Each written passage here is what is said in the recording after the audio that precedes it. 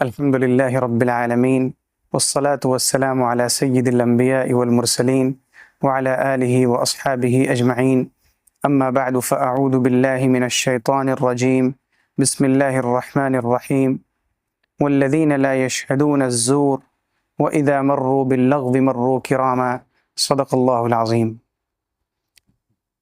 اس وقت موجودہ زمانے میں فتنے بہت زیادہ ہیں، اور فتنوں کا مطلب یہ ہے کہ ایسی چیزیں آج کل ایجاد ہو رہی ہیں، ایسی چیزیں ظاہر ہو رہی ہیں کہ انسان کا دین اور ایمان آزمایا جا رہا ہے۔ یعنی آدمی اگر ان چیزوں کو لیتا ہے تو ہاتھ سے ایمان چلا جاتا ہے، اور ایمان کو پکڑتا ہے تو وہ چیز ہاتھ سے چلی جاتی ہے، اور آدمی حیران و پریشان ہے کہ وہ چیز کو لے، وہ اپنی دنیا کی زندگی کو دیکھے جو اللہ تعالیٰ نے اس کو امانت کے طور پہ دی ہے کہ آپ کو یہ زندگی ہم نے دی اور اس کو گزار کے میرے پاس آنا ہے، وہ زندگی گزارنے کی چیزوں کو جمع کرے، اس کو لے یا پھر دین کو لے۔ اور ایسا نہیں ہے کہ اس کے بارے میں ہمارے نبی صلی اللہ علیہ وسلم نے بتایا نہیں ہے، ایک ایک چیز آپ نے کھول کر امت کو بتایا۔ آپ صلی اللہ علیہ وسلم نے فرمایا کہ لوگوں پر ایک ایسا زمانہ آئے گا کہ اس وقت دین پر عمل کرنا اتنا مشکل ہو جائے گا جیسے ہاتھ میں انگارے کو رکھنا۔ جیسے جلتے ہوئے ہاتھ میں ہم لوگ انگارہ نہیں رکھ سکتے، رکھیں گے تو ہاتھ جل جائے گا، جیسے ہی ہاتھ میں انگارہ آئے گا فوراً چھوڑ دیں گے۔ ایسے ہی دین پر عمل کرنا ہو جائے گا کہ جیسے دین کو لیں گے وہ اس قدر سخت حالات آئیں گے ہم پر کہ فوراً دین کو چھوڑنا مجبوری میں پڑے گا۔ تو یہی وہ زمانہ ہے، اور دجال سے پہلے کے یہ کچھ سال ہیں۔ حضور پاک صلی اللہ علیہ وسلم نے فرمایا کہ دجال کے آنے سے پہلے دنیا کے جو حالات ہوں گے یہ دجالی ماحول بن جائے گا ایک۔ اور دجالی ماحول کیسے بن جائے گا کہ آدمی صبح کو اٹھے گا مومن رہے گا، شام میں واپس گھر آئے گا تو اپنا کافر ہو چکا ہوگا، اپنا دین و ایمان دنیا کے تھوڑے سے پیسے کے لالچ میں بیچ چکا ہوگا۔ پیغمبر صلی اللہ علیہ وسلم نے فرمایا سَيَأْتِي عَلَى النَّاسِ سَنَوَاتٌ خَدَّاعَاتٌ يُصَدَّقُ فِيهَا الْكَاذِبُ وَيُكَذَّبُ فِيهَا الصَّادِقُ، کہ قیامت سے پہلے، دجال کے آنے سے پہلے کچھ سال ایسے ہوں گے، یعنی ایک کچھ سال، 2 سال 4 سال 5 سال، ایک ڈیکیڈ 2 ڈیکیڈس ایسے ہوں گے جو دھوکہ دینے والے ہوں گے۔ یعنی سال دھوکہ دینے والے ہوں گے، یعنی اس وقت جو لوگ ہوں گے وہ دھوکے باز ہوں گے۔ حدیث پاک میں کہا گیا کہ سال دھوکے باز ہوں گے۔ سال دھوکے باز نہیں ہوتا ہے، بلکہ سال کے لوگ، زمانہ دھوکے باز نہیں ہوتا ہے، زمانے کے لوگ دھوکے باز ہوتے ہیں۔ بلاغت میں ایک ٹرم ہوتی ہے کہ آدمی بولتا کچھ ہے اور مطلب کچھ اور لیا جاتا ہے۔ جیسے اگر ہم کہیں کہ حکومت نے، گورنمنٹ نے شہر میں اپنی آنکھوں کو پھیلا دیا ہے، تو کیا مطلب ہے کہ آنکھیں نکال کے پھیلا دی ہیں اس نے؟ نہیں، بلکہ مطلب یہ ہے کہ اس نے اپنے جاسوسوں کو پھیلا دیا ہے۔ تو ایسے ہی حضور نے فرمایا کہ کچھ سال ہوں گے جو دھوکہ دینے والے ہوں گے۔ سال دھوکہ دینے والے نہیں ہوں گے، بلکہ سال کے لوگ، زمانے کے لوگ دھوکے باز ہو جائیں گے۔ اور اس میں حدیث پاک میں مطلب بیان کیا گیا، محدثین نے بتایا کہ اس حدیث کا مطلب یہ ہے کہ ان سالوں میں بارش خوب ہوگی، اور لوگوں کو لگے گا کہ اناج تو بہت زیادہ ہم حاصل کر لیں گے، لیکن جب اناج کاٹنے کا وقت آئے گا تو بالیوں میں اناج ہی نہیں ملیں گے۔ اور یہ کچھ سالوں سے ایسا چلا آ رہا ہے۔ اور حضور پاک صلی اللہ علیہ وسلم نے جو یہ فرمایا کہ دھوکہ دینے والے سال ہوں گے، یعنی اس کے جو لوگ ہوں گے، زمانے کے لوگ، یہ دھوکے باز ہو جائیں گے۔ کیسے دھوکے باز ہو جائیں گے؟ یصدق فیہ الکاذب، اس میں جو جھوٹا ہوگا اس کو سچا مانا جائے گا، اور جو سچا ہوگا اس کو جھوٹا مانا جائے گا۔ آپ آج دیکھیے کہ جتنے اچھے لوگ ہیں ان کو برا مانا جا رہا ہے، جتنے برے لوگ ہیں انہیں اچھا مانا جا رہا ہے۔ جو دہشت گرد جماعت ہے پوری دنیا میں، جس نے اپنی دہشت پھیلا دی، وہ معصوموں کو کہتی ہے کہ تم دہشت گرد ہو۔ آپ اسرائیل اور غزہ پٹی کے لوگوں کو دیکھ لیجئے کہ غزہ کے مسلمان اتنے مظلوم ہو گئے ہیں، جہاں پر بچوں کا قتل عام کیا جا رہا ہے، عورتوں کی عصمت کو تار تار کیا جا رہا ہے، ان پہ سوتے جاگتے بم برسائے جا رہے ہیں، لیکن تاثر یہ دیا جا رہا ہے، اتنی مرتبہ جھوٹ بولا جا رہا ہے، پوری دنیا سچ مان رہی ہے کہ غزہ کے لوگ دہشت گرد ہیں، اسرائیل تو امن پسند ہے۔ اور حکومت جتنے مظالم کر لے، اسرائیل کے لوگ جتنے بھی ظلم کر رہے ہیں، لیکن لوگ ہمدردی سے کن کو دیکھ رہی ہے؟ اسرائیل کو دیکھ رہی ہے۔ جھوٹے کو سچا مانا جا رہا ہے اور سچے کو جھوٹا مانا جا رہا ہے۔ آج آپ ارد گرد پر نظر دوڑائیں، آپ کو یہی سب چیز نظر آئے گی۔ جو اچھے مولانا ہیں، اچھے مولوی ہیں، اچھے علماء ہیں، اچھے مفتیان کرام ہیں، لوگ ان کی باتوں کو نہیں سنتے۔ جو چکنی چپڑی باتیں کرتے ہیں، جو ایران تران کی باتیں کرتے ہیں، جو باتوں کو طول دے کر اپنے مطلب کی بات ڈالتے ہیں، قرآن و حدیث میں اپنا میننگ بیان کرتے ہیں، لوگ ان کو سن رہے ہیں۔ آپ بیمار ہوتے ہیں تو کن کے؟ وکیل کے پاس جاتے ہیں، ڈاکٹر کے پاس جاتے ہیں؟ آف کورس ڈاکٹر کے پاس۔ اگر آپ پر کسی طرح کا کیس ہو جائے تو آپ ڈاکٹر کے پاس جائیں گے، انجینئر کے پاس جائیں گے، یا وکیل کے پاس جائیں گے؟ آف کورس وکیل کے پاس جائیں گے۔ obviously وکیل ہی آپ کے مسئلے کو حل کر سکتا ہے۔ اور دین کے لیے ہم کس کے پاس جا رہے ہیں؟ علماء کے پاس نہیں جا رہے ہیں، بلکہ ہم دین کے لیے جا رہے ہیں دنیا داروں کے پاس۔ دنیا کے معاملات میں تو دنیا کے لوگ گفتگو کر سکتے ہیں، بات کر سکتے ہیں، بات سمجھ میں آتی ہے، لیکن نہیں، اس وقت صورتحال ایسی ہو گئی ہے کہ علماء کو لوگوں نے سائڈ کر دیا ہے۔ جو سچا ہے اس کو جھوٹا مانا جا رہا ہے، اور جو جھوٹا ہے اس کو سچا مانا جا رہا ہے۔ پھر حضور صلی اللہ علیہ وسلم نے فرمایا کہ جو خیانت کرنے والا ہے اس کے پاس امانت رکھی جائے گی۔ جو خیانت کرنے والا ہے، جو امانت کو ضائع کر دیتا ہے، برباد کر دیتا ہے، اس کے پاس امانت رکھی جائے گی، اور جو امانت دار ہے اس کو خیانت دار سمجھا جائے گا، اس کو خائن سمجھا جائے گا، یعنی سمجھا جائے گا کہ یہ تو خیانت کرنے والا ہے۔ یعنی چیزوں کی حقیقت کو بالکل الٹ دیا جائے گا، جو چیز جیسی ہے ویسی نہیں رہے گی۔ ایسے فتنے کا دور آنے والا ہے۔ ہم اس وقت جس دور کے اندر جی رہے ہیں، معاملے کی صورتحال یہی ہے۔ اس وقت سچے کو جھوٹا مان رہے ہیں، جھوٹے کو سچا سمجھ رہے ہیں۔ جو آدمی ہم سے تھوڑی سی میٹھی باتیں کر لیتا ہے، گفتگو کر لیتا ہے، ہم سمجھتے ہیں کہ یہ سچا ہے، اور جو آدمی میٹھی بات نہیں کر سکتا، جو آدمی چکنی چپڑی بات کے ذریعے ہم کو گمراہ نہیں کر سکتا، ہم سمجھتے ہیں کہ یہ جھوٹا ہے۔ حضور صلی اللہ علیہ وسلم کی یہی پیش گوئی ہے۔ اس وقت کا سب سے بڑا فتنہ یہ ہے کہ ہم نے چیزوں کو ویسے نہیں لیا جیسے کہ وہ موجود ہے، بلکہ ہمیں جیسا دکھایا جا رہا ہے ویسے ہمیں سمجھ میں آ رہا ہے۔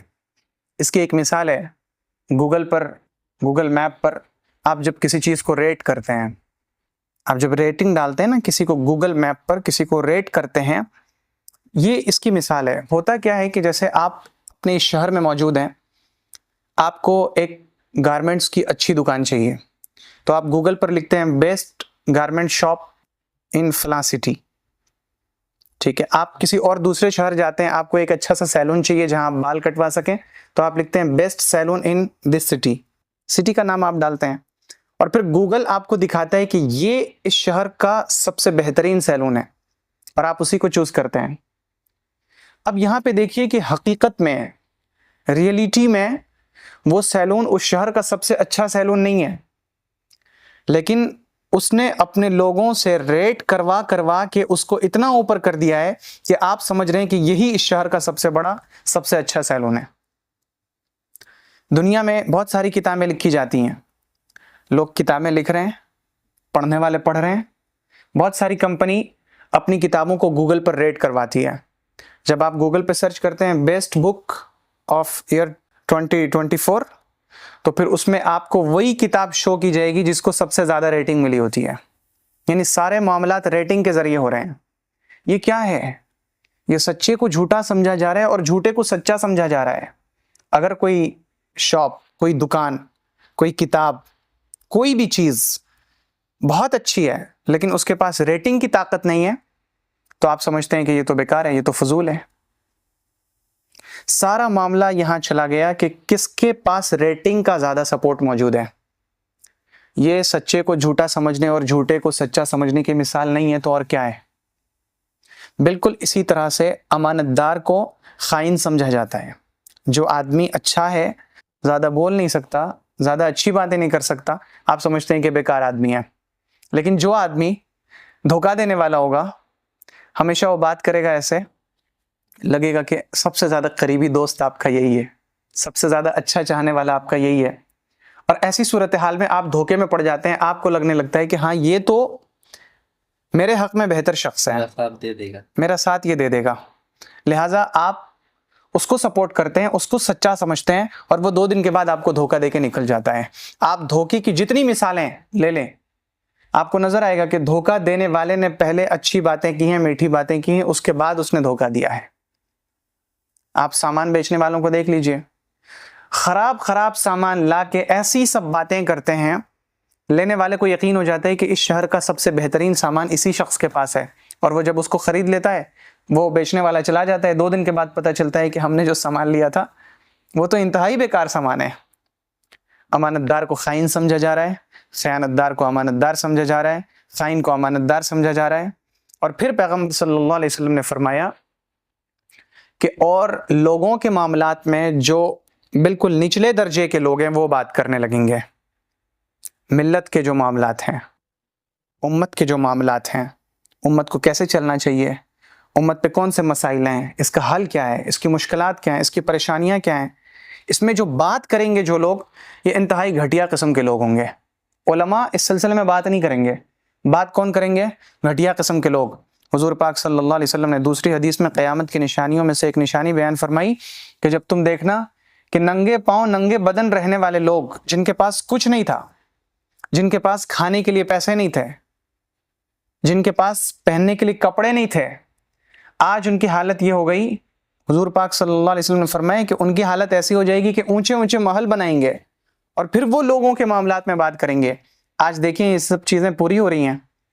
آپ عربوں کو دیکھ لیجئے، بکریاں چراتے تھے، کھانے کے لیے کچھ نہیں تھا، لوٹ مار کیا کرتے تھے، حاجیوں کا قافلہ تک لوٹ لیا کرتے تھے، لیکن آج اللہ رب العزت نے ان کو اتنی دولت عطا فرمائی تیل کی شکل میں، دولت ایسی بہہ رہی ہے کہ وہ اونچی اونچی بلڈنگیں بنانے میں مشہور ترین ملک ہو گیا۔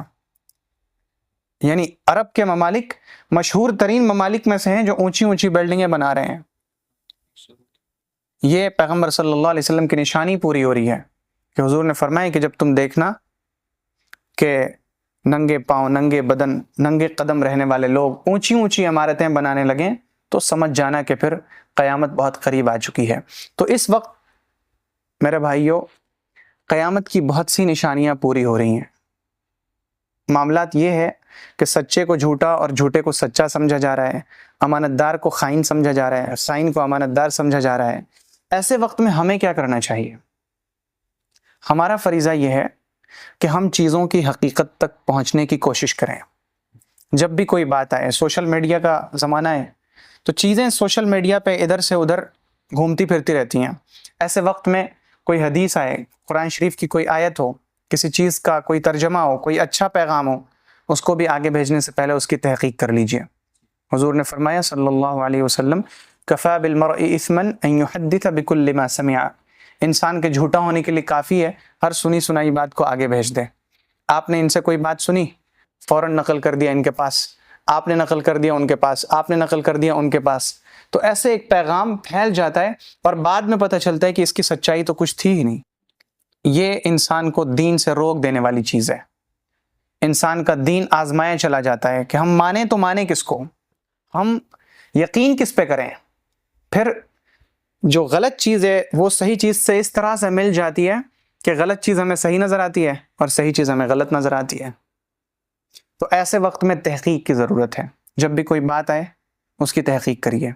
تو اب اس میں پھر ہم فتنے میں پڑ جائیں گے کہ سچا کون ہے، جھوٹا کون ہے، جھوٹا کون ہے، سچا کون ہے، امانت دار کون ہے، خائن کون ہے۔ تو اس فتنے سے بچنے کے لیے سب سے زیادہ ضروری چیز یہ ہے کہ ہم تحقیق کا مادہ اپنے اندر پیدا کریں۔ قرآن شریف کوئی پڑھ کر صرف ثواب حاصل کرنے کی کتاب تھوڑی کہ اس کو پڑھو تو تمہیں ثواب ملے گا، صرف اس لیے قرآن نازل نہیں ہوا، بلکہ قرآن شریف تو خود اپنا تعارف کرواتا ہے، اپنا انٹروڈکشن دیتا ہے، ہدی للناس، یہ لوگوں کے لیے ہدایت ہے۔ تو ہدایت بنے گی یہ کتاب کب؟ جب لوگ اس کو پڑھ کے سمجھیں گے۔ اور جو لوگ یہ کہتے ہیں کہ قرآن تم خود پڑھو گے تو گمراہ ہو جاؤ گے، ایسے لوگ تو خود ہی گمراہ ہیں۔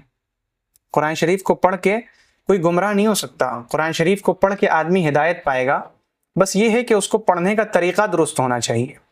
اور درست طریقہ کیا ہے کہ قرآن شریف کو ہم پڑھیں اور ویسے ہی سمجھنے کی کوشش کریں جیسے ہمارے علماء اور اکابر نے، محدثین اور مفسرین نے سمجھا ہے۔ گمراہ کب ہوئیں گے؟ جب ہم قرآن کو پڑھ کے اپنے ذہن کا ایک مفہوم نکالنے کی کوشش کریں گے، تب ہم گمراہ ہو جائیں گے۔ قرآن کا مطلب اگر ہم خود سے نکالیں گے کہ قرآن شریف میں یہ آیت ایسے ہے اور اس کا مطلب یہ ہے، اس کو کہتے ہیں تفسیر بالرائے، اپنے رائے سے تفسیر دینا۔ تب تو ہم گمراہ ہو جائیں گے. لیکن اگر ہم نے قرآن کو پڑھا اور قرآن کو ویسے ہی سمجھنے کی کوشش کی جیسا کہ محدثین نے، مفسرین نے، فقہا نے سمجھا، ہمارے اکابرین نے سمجھا، ہمارے بڑوں نے، بزرگوں نے سمجھا، جو ان کی تفسیر کی کتابیں ہیں آپ پڑھیے، آپ گمراہ کیوں ہوئیں گے؟ لیکن ظاہر ہے کہ جب تک آپ کو عربی نہیں آتی ہے، آپ اس کا ترجمہ نہیں کر سکتے، احادیث آپ نے پڑھی نہیں ہے کہ قرآن شریف کی کس آیت کی تفسیر حدیث میں کیا ہے، تو آپ کو تو ظاہر ہے کہ تفسیر کی کتابوں سے ہی پڑھنا ہوگا. آپ تفسیر کی کوئی بھی کتاب اٹھائیے اور اس کو پڑھیے، آپ گمراہ نہیں ہوں گے، آپ ہدایت یافتہ ہوں گے انشاءاللہ.